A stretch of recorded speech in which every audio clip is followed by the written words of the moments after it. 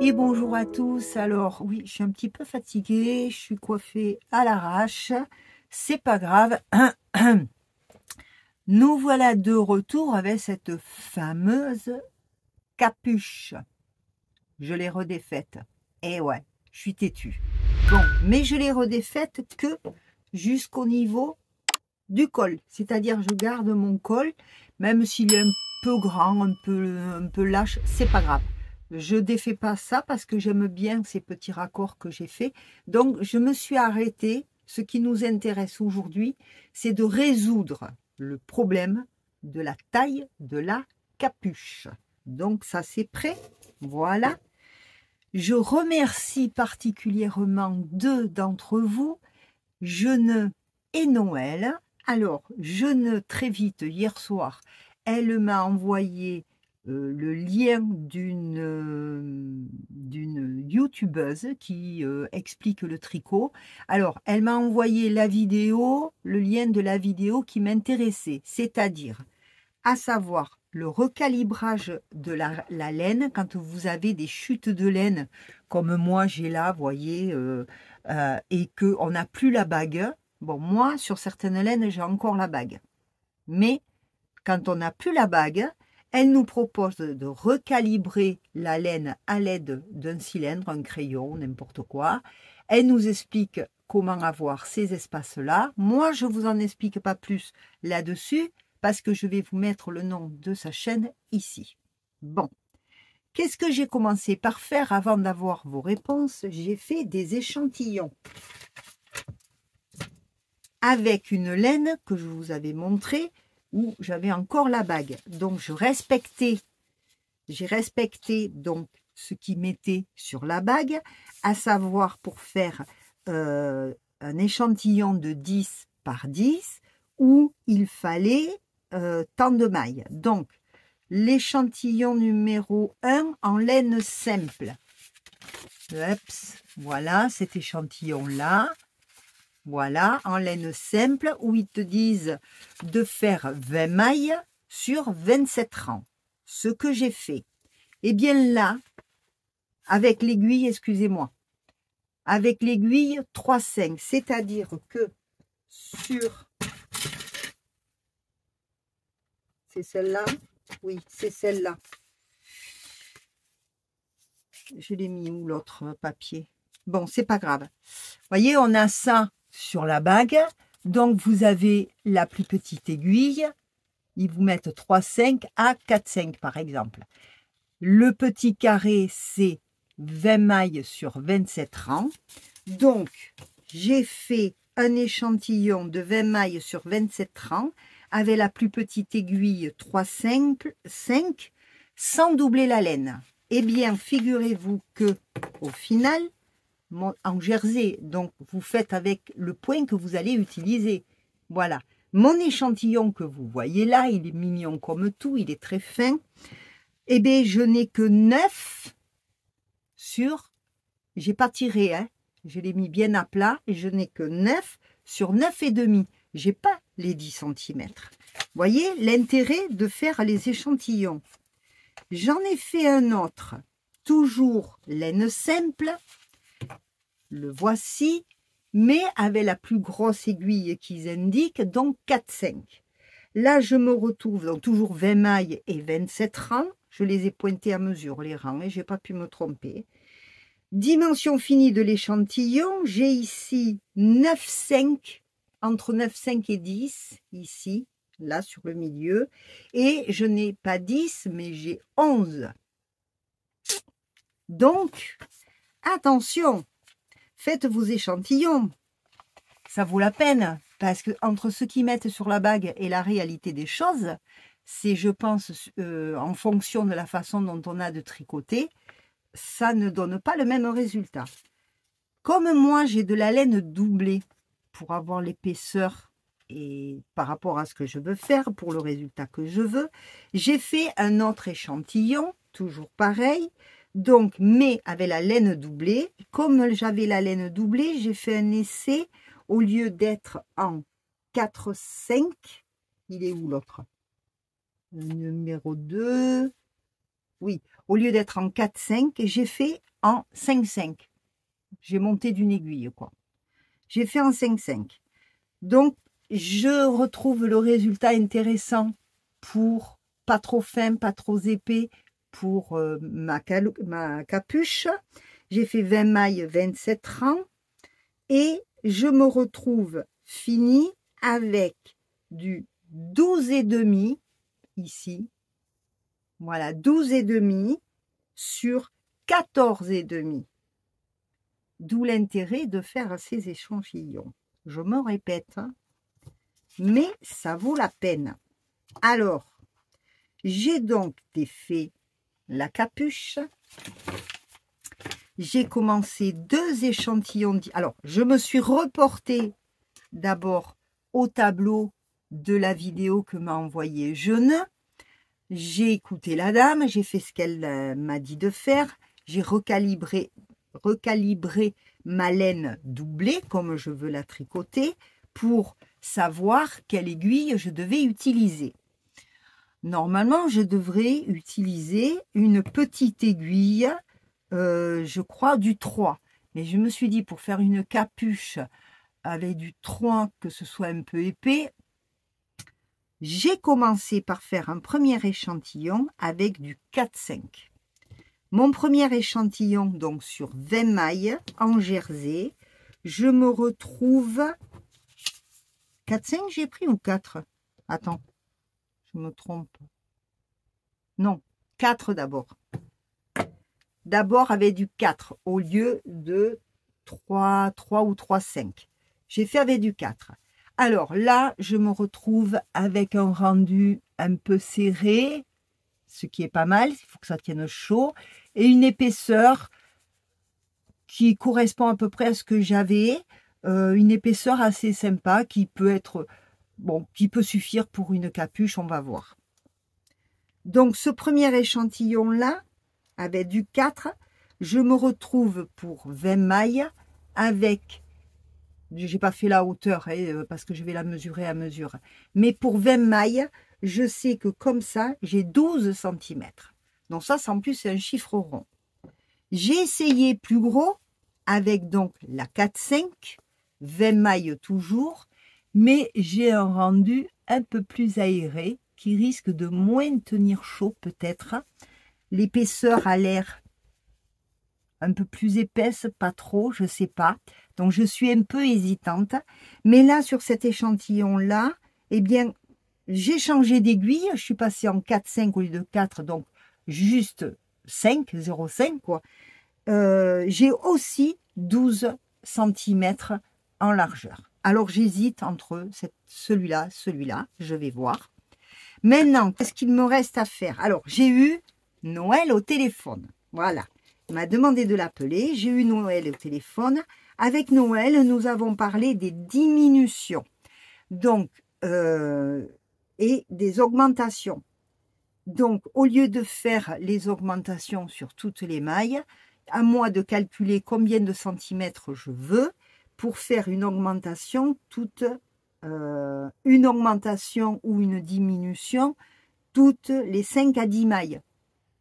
Je pense, voilà, hein, je vais me faire des repères et au lieu de faire, voilà, espacer les augmentations et les diminutions, ce qui feront quelque chose de plus joli, elle m'a dit, et plus homogène. Maintenant, reste plus qu'à moi à trouver les dimensions exactes de ma capuche. Ça tombe bien. J'ai une capuche derrière moi. Elle n'est pas tricotée, évidemment. Mais ce que je veux, moi, c'est que, vous voyez, là, j'ai les cheveux attachés. Un peu de guingois, mais j'ai souvent les cheveux attachés comme ça. Parce que des fois, j'ai envie. Donc, il faut que ma capuche puisse envelopper ma barrette derrière. Celle-ci l'enveloppe juste. Voilà. Vous voyez, je vous montre. Elle enveloppe juste. Moi, ce que je veux, c'est que la cagoule fasse, la capuche fasse cet effet de retombée, d'ampleur, comme ça. C'est ça que j'aime, mais je veux pas que ça retombe trop derrière. Donc, à moi de calculer, je vais me servir de cette capuche, mesurer combien elle fait, elle est droite, mesurer combien je veux qu'il retombe, calculer le nombre de mailles qu'il me faut par rapport au centimètre et ensuite j'aurai plus qu'à commencer à monter et derrière pour le haut peut-être commencer à diminuer petit à petit pour arriver à cette dimension que je veux exacte. Capito? Je ne sais pas si vous me suivez, mais moi je commence à viendre. À mesure que les idées me viennent, je les note sur mon cahier. Il n'y a plus qu'à réessayer. Je vous retrouve plus tard. Alors, voilà mes croquis à moi. J'ai calculé avec ma capuche de la veste, la référente, la dimension qu'elle faisait et ce que je voulais, moi.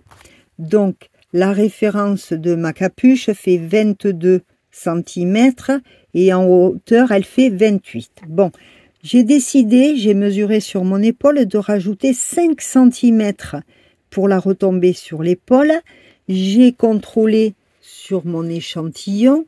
Les 5 cm correspondent à 9 mailles. Ce qui veut dire qu'à partir du col, je dois ajouter 9 mailles qui correspondent aux 5 cm. Mais comme m'a dit Noël, je vais les répartir sur toute la longueur. Alors j'ai sorti mes mini épingles, j'ai pris la calculatrice. Par rapport au nombre de mailles que j'ai sur mon col, j'ai réparti au mieux mes 9 mailles à rajouter en commençant après les 2 premières mailles et de façon régulière rajouter mes 9 mailles d'augmentation. Voilà où j'en suis pour le moment. Après, pour la hauteur, je contrôlerai encore, mais je pense qu'une fois que j'aurai monté 10 cm pour la hauteur de ma capuche, je réfléchirai à diminuer mes mailles pour arriver jusqu'à la largeur au-dessus de la tête que je désire, entre 25 et 30 cm. Donc ça, on n'y est pas encore. Pour l'instant, je vais redémarrer un côté en augmentant mes mailles. Et voilà, et puis on se retrouve plus tard pour voir où j'en suis et comment les choses avancent. Alors écoutez, j'ai fait mes augmentations comme je vous l'ai montré. Vous voyez, ça c'est fait. J'ai bien le nombre de mailles que j'avais calculé. Voilà. Et au niveau mesure, je me suis dit à peu près dans les 26, 27. Eh bien, j'ai 26 et demi. Donc, je viens de démarrer. Donc, je vais contrôler au fur et à mesure. Mais voilà, je démarre le premier côté. Je continue. À plus. Bon, ben écoutez, voilà, j'avance tout doucement. Évidemment, on est sur une aiguille plus petite. Hein. Nous sommes, je ne sais plus si je vous l'ai dit tout à l'heure, nous sommes sur du 4. Voilà, j'avance tout doucement et effectivement, à mesure que j'avance, le tricot se détend et la largeur commence à arriver progressivement. Donc, partir d'ici, j'ai dit 26 ou 27. À mesure que je tricote mon jersey, mon tricot s'étale. Normalement, je ne dois pas dépasser les 30 à 35. Voilà, on verra bien. Je continue tranquillement, tout doucement. Bon, ben j'avance. Là, j'arrive quasiment à, on va dire, 4-5 cm de la hauteur désirée de ma capuche. C'est la hauteur. Alors, ce que j'ai compris, c'est que ce qui va faire la retombée de derrière, c'est effectivement le nombre de mailles calculé là, donc cette largeur là qui se fait, mais la retombée sur les côtés est en fonction de la hauteur qui va aller sur la tête. Donc là, je suis les conseils de Noël. Je vais commencer, je suis presque à la hauteur, donc je vais commencer à diminuer mes mailles, dont là, en l'occurrence, une toutes les 10 mailles. Et ensuite, je vais voir à quelle hauteur je vais être, de façon à diminuer plutôt après vers l'arrière pour éviter l'angle. Là, je suis sur le côté visage et ici, c'est l'arrière. Je diminuerai, je pense, après plutôt vers l'arrière pour éviter cet angle droit là qui retombe. Bon, mais à tout à l'heure. Donc là, j'ai oublié de vous montrer, mais Après avoir diminué d'une maille toutes les 10 mailles, j'ai fait après mon rang envers, à l'envers. Et sur mon autre rang endroit, je fais une diminution toutes les 8 mailles. Voilà, c'est un essai, nous verrons bien. Donc là, j'en suis à faire des diminutions, une toutes les 6 mailles. Nous verrons bien. Alors là, je suis pas tout à fait à la hauteur désirée. Ça se joue à 2-3 cm. Là, ce que je fais, j'ai mesuré 10 cm ici. Pourquoi je l'ai enlevé? C'est difficile d'une main. Vous voyez, je me suis mesuré 10 cm. 10 cm, on voit pas bien, hein, mais bon, 10 cm et je vais compter combien j'ai de mailles.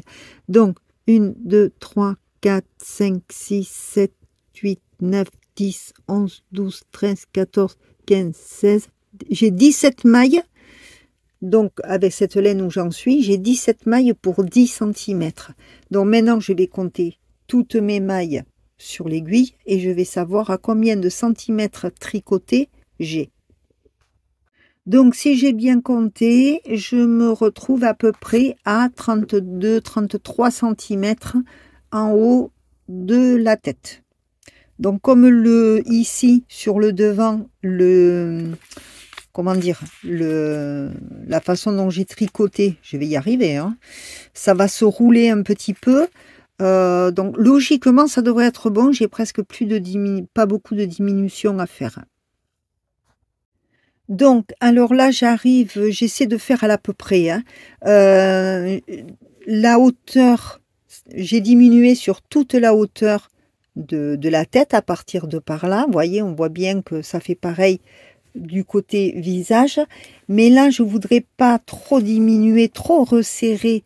Je voudrais faire attention à pas trop resserrer non plus. Donc, je vais essayer là sur les 17 dernières mailles, donc les 10 cm de l'arrière de la capuche et non pas de l'avant. Donc vous avez constaté qu'à l'avant, je laisse le jersey se rouler et je n'ai pas fait de revers. Je travaille uniquement sur la méthode et la dimension de la capuche.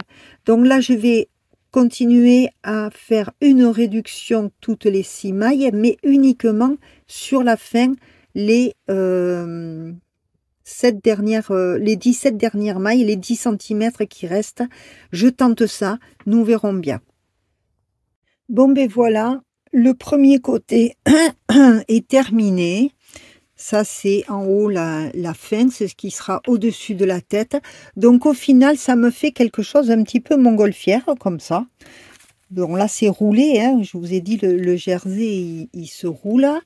Bon, j'ai fait avec la laine que j'avais. Voilà. Donc, ce que ça donne, le col. Me reste plus qu'à monter l'autre côté à l'identique. Et puis, verdict. Et coucou! Et voilà! La capuche est terminée. Donc, j'ai pas fait le revers comme sur les premières parce que vous constatez que le jersey, il se roule tout seul. Alors, voilà. À savoir, alors je vais tourner, comme ça vous allez pouvoir voir ce que ça donne. Oh!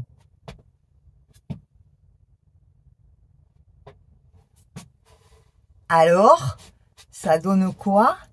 Alors, mon col, alors effectivement, avec en comparaison avec la cagoule, je me sens, quand je rentre le col dedans pour mettre la cagoule, je me sens trop serré. Là, par contre, c'est plus spacieux. J'ai mon col. Il est doublé, le col. Hein. Si je veux faire ça, je peux. Hein. Donc, voilà.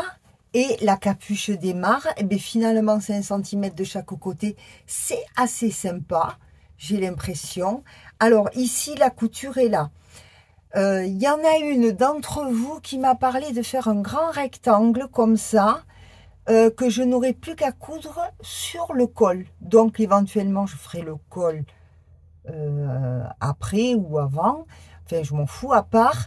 Il faudrait que je calcule donc de faire un grand rectangle en une seule fois, comme ça j'aurai pas de couture là, en une seule fois. Les 35 cm de haut, c'est bon parce que vous voyez, ça fait une jolie retombée, même derrière, si je vous montre bien, j'espère. Voilà. Donc ici, c'est pas trop méchant, à savoir que j'ai les cheveux attachés. Et oui, donc, bon là, ils sont mal attachés, hein, mais on peut être coiffé derrière, avoir les cheveux attachés, et ça passe très bien. Maintenant, vous allez me dire, et tes oreilles, le froid, il passe là? Bouge pas, je reviens. Coucou! Et voilà, je me suis fait un bandeau qui est doublé, donc il y a dessous une partie foncée, ici une partie claire. Alors là, regardez, j'ai mes oreilles au chaud assorties au col, j'ai toujours mes cheveux attachés que pour le coup, si je veux pas mettre la capuche, hop, je peux détacher les cheveux. Bon là, c'est un peu compliqué, hein. Donc c'est un bandeau où vous pouvez, vous le faites de la largeur que vous voulez, vous voyez, je peux avoir les cheveux détachés, voilà. Et puis s'il fait pas très chaud, eh bien, on rajoute. J'ai pas remis mes lunettes, ça va pas ça, je reviens. Ah, ça va mieux. Voilà, je peux mettre la capuche, cheveux attachés ou détachés. Et bien là, après, il faut se le régler, le bandeau. Vous le faites de la largeur que vous voulez. Là, comme il y a un côté foncé, alors, je vais vous le montrer. Mais j'ai remis les lunettes, donc ça va pas. Bon. C'est vrai que quand on porte des lunettes, je peux le mettre du côté foncé. Je sais, tu veux voir ce que ça donne. Bon, alors moi, il ne faut pas que je me trompe. Ça donne ça. Voilà. Du côté foncé. C'est sympa aussi. Je me rattrape ma capuche. Regarde, c'est chouette. Je peux la mettre comme ça. Je peux la mettre comme ça. Si vraiment très froid, je me tiens la capuche comme ça. Voilà, derrière, toujours. Et alors, rabattu, la capuche, normalement. Moi, je ne peux pas trop voir. Mais dites-moi, vous, je n'étais pas dans le cadre, ce que ça donne. Voilà. Alors, qu'est-ce que vous en pensez? Alors, beaucoup d'entre vous m'ont donné différentes idées, différentes solutions. Donc, ce coup du rectangle là, je vais y réfléchir. Mais pas tout de suite, parce que là, maintenant, vous voyez ça, je l'ai fait avec tous les restes de laine que j'avais. Donc, ce qui fait que c'est sympa, hein, ça fait stylé. Ouais. Voilà. Donc, écoutez, cette vidéo va se terminer là, parce que moi, depuis ce matin de bonne heure, je suis en train de travailler à fond sur l'histoire.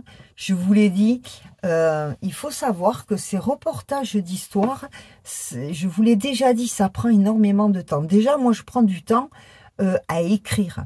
Je contrôle mes recherches, mon savoir, le peu que je me souviens. Quand je ne me souviens pas, ben, je cherche. Surtout que là, j'ai pas mes cours de jeune fille pour y aller directement dessus.